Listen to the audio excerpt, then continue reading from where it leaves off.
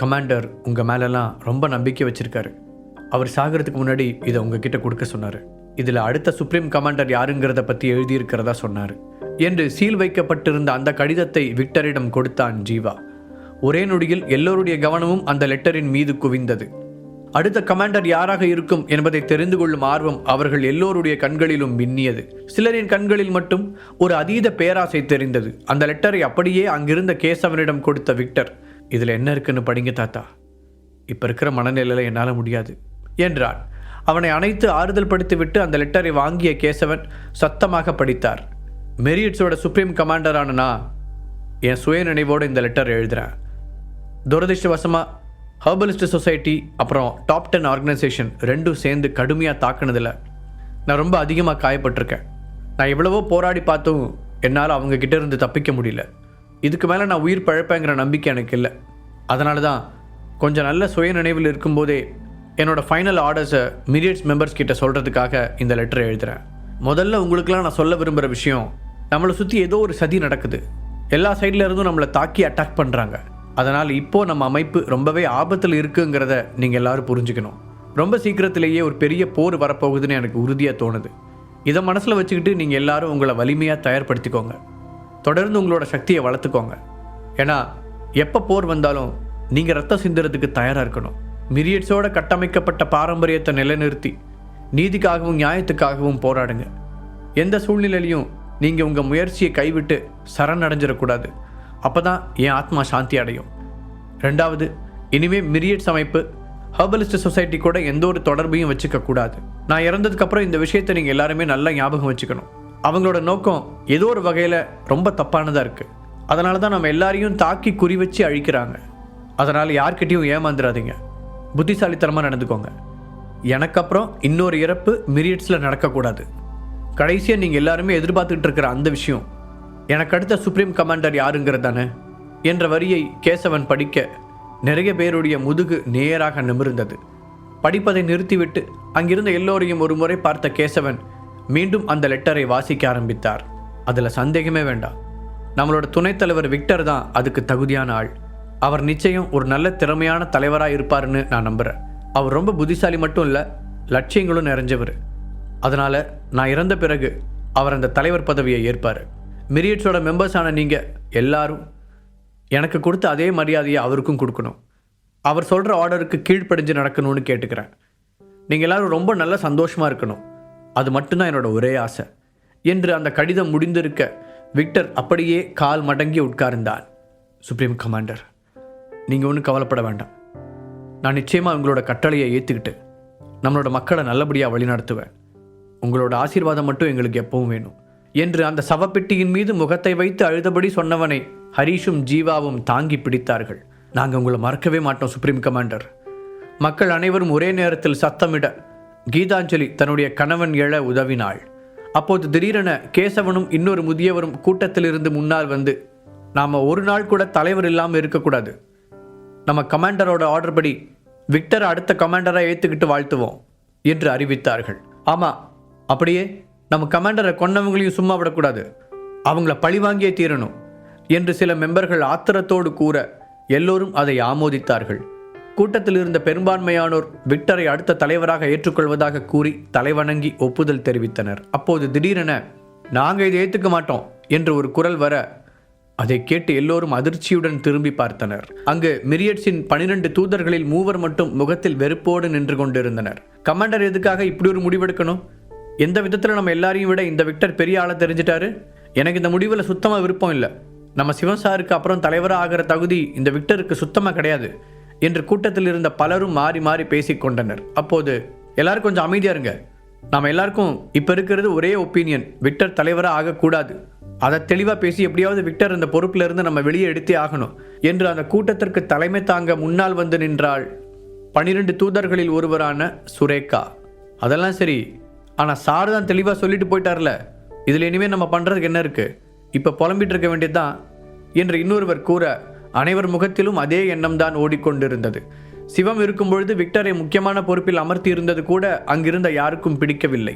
ஆனால் அப்போது சிவத்தின் மீது இருந்த மரியாதையின் காரணமாக வேறு வழியில்லாமல் அவர் எடுத்த முடிவுக்கு சம்மதம் தெரிவித்துக் கொண்டிருந்தனர். ஆனால் இப்போது அப்படி இல்லையே. அவரே இல்லாத பொழுது அவரை நினைத்து பயப்பட என்ன இருக்கிறது என்று துணிந்துதான் இவ்வாறெல்லாம் பேசிக் கொண்டிருந்தனர். அப்படிலாம் நாம் எதுவும் பேசாமல் பொறுத்துட்டு இருக்கணும்னு அவசியம் இல்லை. நம்மளும் இந்த குழுவில் முக்கியமான ஆட்கள் தான். நம்மளோட கருத்தை தெரிவிக்க நமக்கு எல்லா உரிமையும் இருக்குது என்று சொன்ன சுரேகா முன்னால் சென்று தலைமை பொறுப்பில் இருக்கும் கேசவன் மற்றும் சிலரிடம் அனைத்தையும் கூறினாள். அதை கேட்டவர்கள், நீங்கள் எல்லாரும் என்ன நினச்சிக்கிட்டு இருக்கீங்க? என்னதான் இப்போ நம்மளோட தலைவரே உயிரோடு இல்லைனாலும் அவருக்கான மரியாதையை நாம் கொடுத்து தான் ஆகணும். அவரோட பேச்சை மீறி நடக்கலான்னு நீங்கள் எல்லாரும் முடிவு பண்ணிட்டீங்களா? இது கொஞ்சம் கூட சரியில்லை என்று பொறுப்பில் இருக்கும் ஒருவர் சொல்ல, கேசவனும், ஆமாம், நீங்கள் எல்லாரும் எந்த தைரியத்தில் இப்படி வந்து பேசிகிட்டு இருக்கீங்க? தலைவர் எடுத்த முடிவை மீறதுக்கு உங்கள் யாருக்கும் உரிமை இல்லைன்னு தெரியாதா என்று தானும் கேட்க, அனைத்திற்கும் துணிந்திருந்த சுரேகா, இங்கே பாருங்க கேசவன், எங்கள் யாருக்குமே தலைவர் எடுத்த முடிவை மீறி நடக்கணும்னோ அவரை அவமானப்படுத்தணும்னோ எண்ணம் கிடையாது. ஆனால் அதே நேரம் விக்டர் சாமுவேல் மாதிரி ஒரு ஆள் தலைவராகிறத எங்களால் ஏற்றுக்க முடியாது. என்ன இருந்தாலும் நாங்களும் இந்த கூட்டத்தில் ஒரு ஆள். அப்படி இருக்கும்பொழுது எங்களோட கருத்தையும் கேட்கணும்னு தானே நாங்கள் சொல்கிறோம். நீங்களே சொல்லுங்கள், இவருக்கு என்ன தகுதி இருக்குன்னு இவரை அடுத்த தலைவராக்கணும்னு நீங்கள் சொல்கிறீங்க? சிவம் சார் இறந்து போகிறதுக்கு முன்னாடி இவரை தலைவராக்குங்க அப்படின்னு சொல்லிட்டா அந்த ஒரே காரணத்துக்காக நாம் எல்லாரையும் விட இவர் பெரிய ஆள், இவரை தலைவராக்கணும்னு எந்த அவசியமும் கிடையாது. அது மட்டும் இல்லாமல் இவரை தலைவராக்கினா நிறைய பேரோட அதிருப்தியை நீங்கள் சம்பாதிக்க வேண்டியிருக்கும் என்று அனைவரின் குரலாய் தனி ஆளாய் பேசினாள் சுரேகா. தகுதி இல்லைன்னு எதை பற்றி சொல்கிறீங்க? நீங்கள் என்ன தகுதி வேணும்னு நீங்கள் விருப்பப்படுறீங்கன்னு சொன்னீங்கன்னா அதை பற்றி பேசலாம் என்று கேசவன் கைகளை கட்டிக்கொண்டு கேட்க, இது என்ன சார் கேள்வி? இவரால் சண்டை போட்டு என்னையே ஜெயிக்க முடியாது. அப்படி இருக்கும்போது இப்படிப்பட்ட ஒருத்தரை எப்படி நம்ம தலைவராக வச்சுக்க முடியும்? இது சரியாக வரும்னு உங்களுக்கு தோணுதா என்று அப்போதும் விடாமல் எப்படியாவது தான் நினைத்ததை செய்தே தீர வேண்டும் என்பதில் தெளிவாக இருந்தாள் சுரேகா. சரி, நீங்கள் சொல்கிற மாதிரியே வச்சுக்கலாம். உங்கள் யாருக்கும் விருப்பம் இல்லைன்னு விக்டரை தலைவர் பொறுப்பிலிருந்து நான் விளக்க ஏற்பாடு பண்ணுறேன். ஆனால் நம்மள யார் தலைவராகிறது? விக்டருக்கு தகுதி இல்லைன்னா யாருக்கு தகுதி இருக்குன்னு நீங்கள் நினைக்கிறீங்க? உங்களில் ஒருத்தர் தலைவராகணும்னு நீங்கள் முடிவு பண்ணியிருக்கீங்களா? அதுக்காக தான் இப்படி கூட்டமாக சேர்ந்து பிரச்சனை பண்ணுறீங்களா? நான் இதை உங்கள் முகத்துக்கு நேராகவே சொல்கிறேன். அவருக்கு தகுதி இல்லைன்னு சொல்கிற தகுதி கூட உங்கள் யாருக்குமே கிடையாது. இது வரைக்கும் நீங்கள் மிரியட்ஸ்க்கு என்ன பண்ணியிருக்கீங்கன்னு நீங்களே யோசிச்சு பாருங்கள்.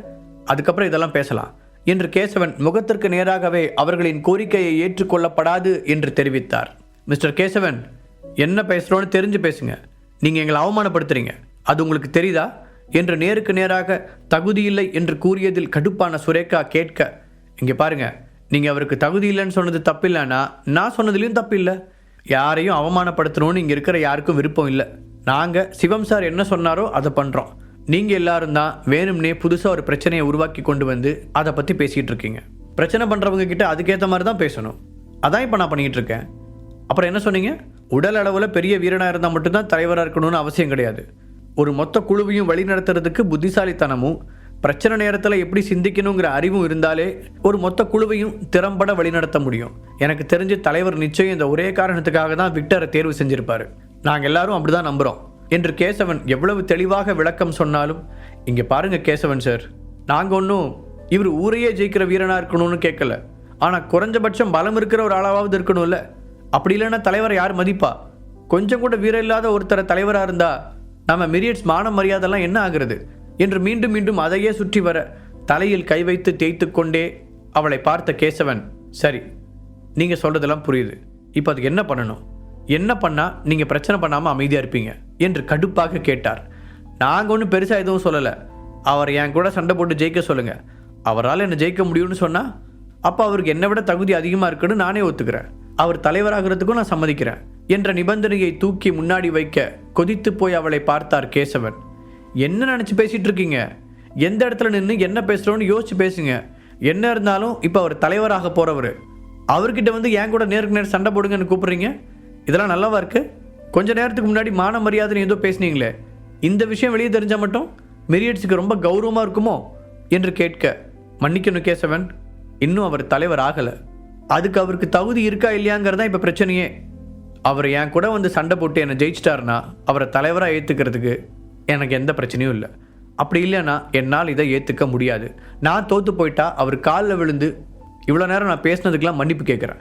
ஆனால் என்னையவே ஜெயிக்க முடியாத ஒருத்தரை நீங்கள் தலைவராக்க போகிறீங்கன்றதை என்னால் எக்காரணத்து கொண்டும் அனுமதிக்கவே முடியாது என்று மிரியட்ஸை அவள் ஒருத்தி மட்டும்தான் தூக்கி நிறுத்துவது போல பிடிவாதமாக சொன்னாள். சொன்னதோடு நிற்காமல் ஓரமாக நின்று தனக்கும் நடக்கும் எதற்கும் சம்பந்தமில்லை என்பது போல நின்று கொண்டிருக்கும் விக்டரை நோக்கி மெதுவாக நகர ஆரம்பித்தாள் சுரேகா. அனைவருமே என்ன செய்வதென்று தெரியாமல் அவளை பார்த்தனர். அவளையும் விக்டரையும் சண்டையிட வைத்தால் நிச்சயம் அவள் வெற்றி பெறத்தான் வாய்ப்பு அதிகம் என்று கேசவனுக்கு நன்றாக தெரியும்.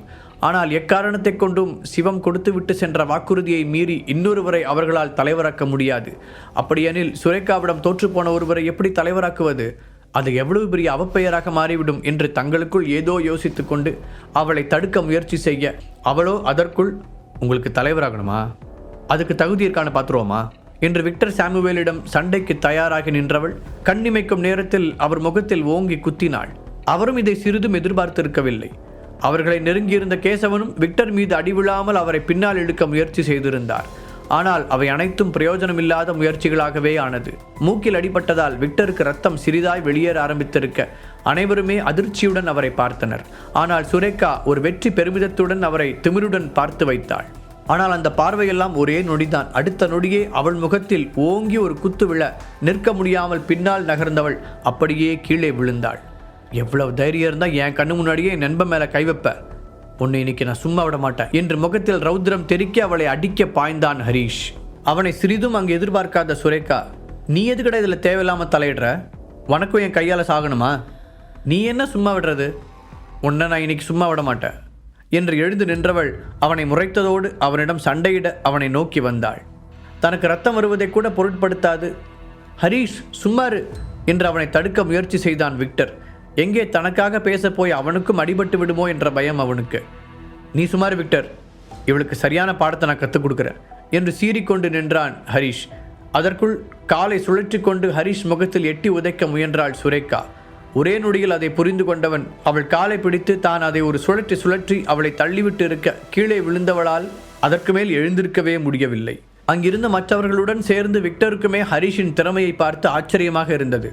அவன் எங்கே அடிபட்டு விடுவானோ என்ற பயத்தில் தானே தடுக்க நினைத்தான்.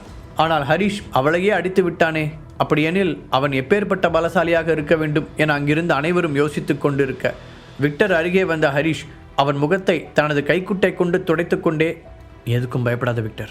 முழு கதையையும் கேட்டு மகிழ பாக்கெட் FM ஆப்பை டவுன்லோட் செய்யுங்கள். லிங்க் டிஸ்கிரிப்ஷனில் கொடுக்கப்பட்டுள்ளது.